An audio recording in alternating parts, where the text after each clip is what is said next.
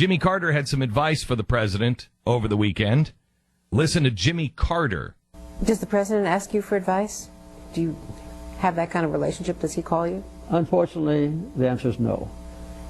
President Obama doesn't, but previous presidents have called on me and the Carter Center to take action. President Clinton did, and President George W. Bush and President H.W. Bush, and even Ronald Reagan used to call on us to go into sensitive areas when the United States didn't have relationships with kind of unsavory characters. They would ask me as a private citizen to do so. Why do you think you don't have that relationship with Barack Obama? That's a hard question for me to answer, with complete candor. I think the problem was that in dealing with the issue of peace between Israel and Egypt, the Carter Center has taken a very strong and public position of equal treatment between the Palestinians and Israelis. And I think this was a sensitive area in which the president didn't want to be involved. When he first came out with his speech in Cairo calling for the end of all settlements, and when he later said that the 67 borders would prevail, he and I were looking at it from the same perspective. But I can understand those sensitivities, and I don't have any criticism of him. I have a feeling that maybe it was because he's an egomaniac and he doesn't even talk to his own advisors. Maybe that might be. Could be that. It could be. It could be. My kind of thought on it was that he really pretty much has nailed how Carter would handle everything. I mean, what advice does he need from the man? He's running the country as poorly as he did. Yeah, he's doing all the same crap.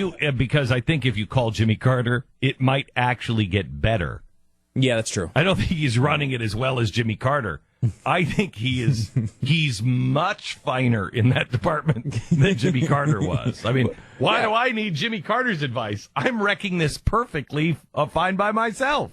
It's like a Olympic athlete calling a local personal trainer for workout advice. I mean, it's bad. It's bad. I think I got it down. So here's Jimmy Carter on his communications being monitored. That has been extremely abused by our own intelligence agencies. As a matter of fact, I have felt that my own communications were probably monitored. And when I want to communicate with a foreign leader privately, I type or write the letter myself, put it in the post office, and mail it. Old-fashioned snail mail. Yeah, because I believe if I send an email, it will be monitored. Hello? How is a president of the United States sitting there calmly saying, I think my phone calls and my emails are probably monitored? That's against the Constitution. And he's calmly saying that. And the reporter kind of laughs it off and says, old-fashioned snail mail, huh? That's how you get around the destruction of the Constitution, huh? It's just an old-fashioned snail mail. That's crazy. That's crazy. It is crazy, although it's exactly what Lindsey Graham said as well. He's fine with them monitoring him. He knows he's on Verizon, and then they're fine. I don't understand this. Yeah. I don't understand this. I will tell you that I really think that we have the winning position on all fronts if we stand by the Constitution. Because, look, the left has been against this just as much as I've ever been. In fact, they led the way on some of this stuff. I didn't believe it would ever happen. I'm like, come on. Nancy Pelosi's a lot of things, but she's not going to do that. Yeah, it's not just Nancy Pelosi. You should probably worry about John McCain and Lindsey Graham, too. I didn't even consider that they would actually start spying on our own citizens. Yeah, they're doing it, and they're keeping all of the information. I mean, it's horrendous what is happening. Horrendous what's happening. And nobody seems to care. And the winning strategy is to stand just for the Bill of Rights. Forget about parties and everything else. Stand for the Bill of Rights.